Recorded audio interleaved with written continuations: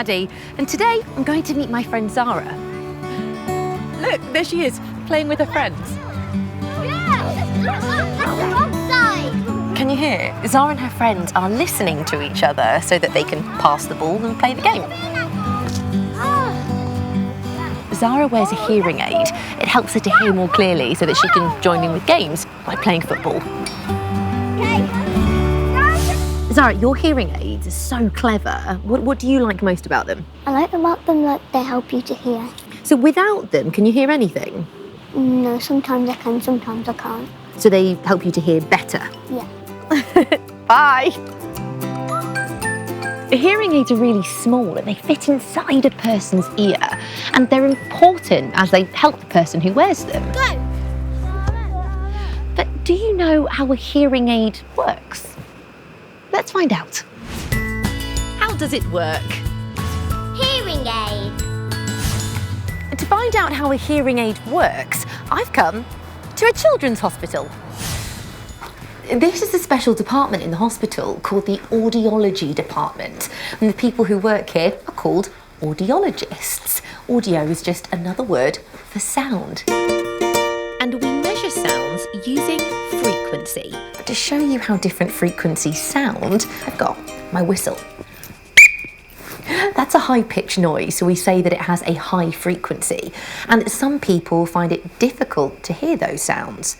But then for something like thunder, thunder is a low-pitched sound, and that has a low frequency. Some people find it difficult to hear those sounds. Caroline is an audiologist here at the hospital. She tests people's hearing and helps them by fitting hearing aids if they need them. Hi, Caroline. To show you what happens when we have a hearing test, Caroline is going to test my hearing. Okay, yeah. Here goes. Caroline is playing sounds through the headphones using her computer. Each time I hear a sound, I put a figure into the boat. Caroline plays both high and low frequencies to find out how well I can hear.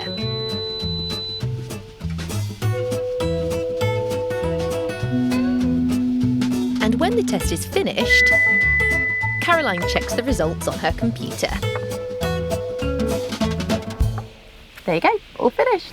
Caroline, how did I do? You did very well. You've got really good hearing. Oh, great. For people that do need help with their hearing, Caroline uses the information from the test to program their hearing aid. But how do hearing aids work? I think we need to take a closer look. When a noise is made, a small microphone on top of the hearing aid picks up the sound. A wire carries the sound to a tiny part called the processor, which is programmed to understand different frequencies of sound. The sounds are sent by another wire to an amplifier, which makes the sounds louder. Then it passes into a tube into the earpiece, which is like a tiny loudspeaker. The amplified sounds move down the ear canal to a piece of skin called the eardrum, which vibrates and sends signals into the cochlea. Inside the cochlea, hairs pick up different frequencies of sounds and send a signal through a nerve up to the brain, which helps us turn all the vibrations into sounds that we understand. Isn't the way a hearing aid works really clever? And look, I've got a hearing aid right here, but all the parts are so small, it's quite tricky to see, so I think we should use one of my special cameras. And this is a microscope camera, and it lets us see small things much, much bigger. So let's see if we can find some of the parts. Ooh! Can you see all of those green bits hiding underneath the plastic coating? Well, that is the processor. The tiny computer that knows which frequencies the person who wears this finds it difficult to hear. Can you see that round dot in the middle? That is the microphone. It's absolutely tiny, and it's in the top part of the hearing aid. How brilliant is that? Everyone's ears are a different shape. So how do hearing aids stay inside the ear without falling out? Caroline is mixing a gloopy material called putty, and she'll use the putty to make an impression of my ear. But you must never put anything inside your ears. Caroline is specially trained, so she knows how to do this safely. And when the putty is set, Caroline takes it out.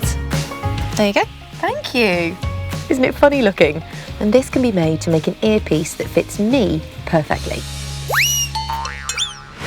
The impression has to be sent away to be turned into the final ear mould, and here it is, connected to the hearing aid. I loved finding out how hearing aids work. What was your favourite bit?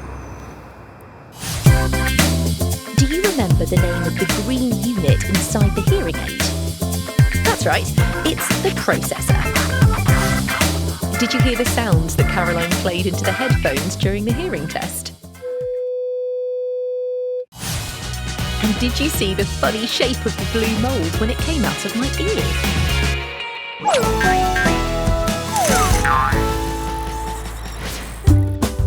So the next time you see someone with a hearing aid, you'll know how it works to help them hear sounds like my whistle more clearly. Whistles are really useful. They're great for attracting attention when you're playing sport, or perhaps if you need some help. I love the little ball that rattles around inside. But how does the ball get in the whistle, and how does it help to make the sound? Do you know how a whistle's made? Let's find out. How is it made? Whistle. To find out how whistles are made, I've come to a whistle factory. These great big coils are made of a material called brass, which is a mixture of two metals, copper and zinc. And the brass coils are going to be made into lots and lots of whistles. The first job is done by the power press. It cuts and bends the flat copper into the right shapes. Can you see the press coming down into the metal?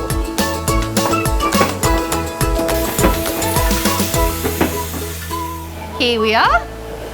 This is just one of the shapes we need, and it's going to be the sides of the whistle. Look how the press has cut out the shape and folded the sides. But we need two more. The body and the knob. Once we have all of our shapes, they're brought to the assembly department, where Arlene puts them together by hand. Arlene uses a little hammer to join the sides and the body of the whistle together. It really looks like a whistle now, doesn't it?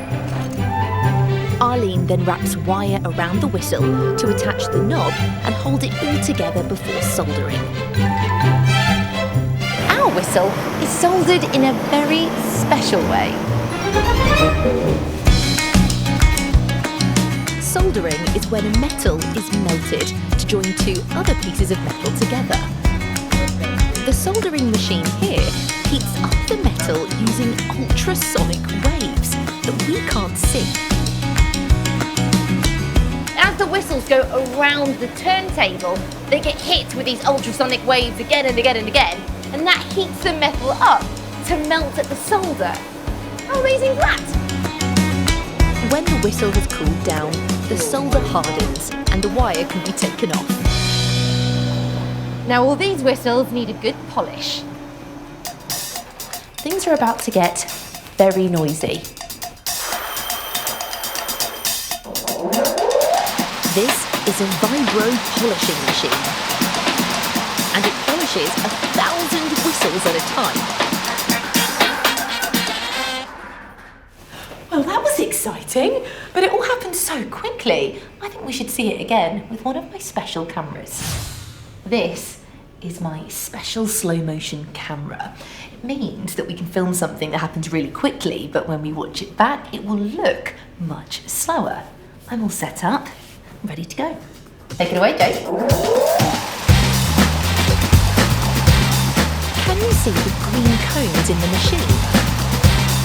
They are hard bits of polish that rub against the brass whistles, making them shiny as they jiggle around.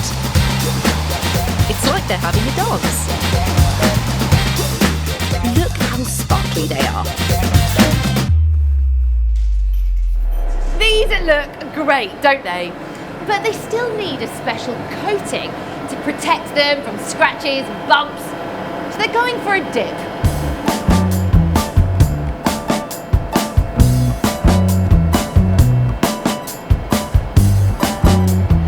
It's like a green bubble bath for whistles. Inside this bubbly liquid is a metal called nickel. And when electricity is passed through the liquid, the nickel is attracted to the brass in the same way a magnet is attracted to another magnet. This is called electroplating. Half an hour later, the whistles are coated and ready to be taken out and dried. It looks beautiful and shiny, doesn't it? But what does it sound like? It doesn't sound quite right, does it? And that's because there's an important part missing. Do you know what it is? That's right, it's the little ball that goes inside. Here they are. The balls are made from a type of wood called cork. But the cork balls are much bigger than the slot in the whistle. So how does it get inside? To get the hard pieces of cork in the slot, we need to make them soft enough to squash through. So they are heated up in a steamer.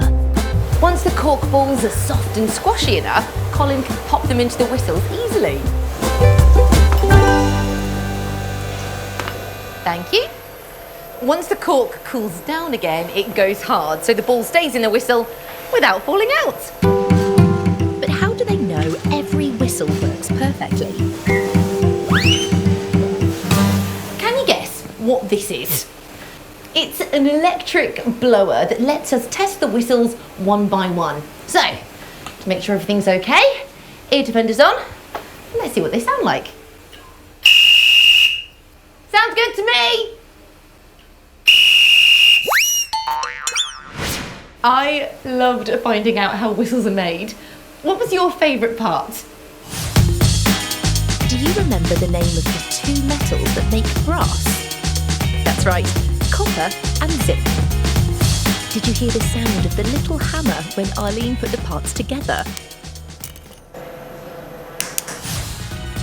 And did you see how the cork balls were steamed so they were squashy enough to fit into the whistles? So the next time you blow a whistle, you'll know how it was made. And if you see someone with a hearing aid like my friend Zara, then you'll know how it works. Right, over here, Zara! We will see you next time. Bye! Bye!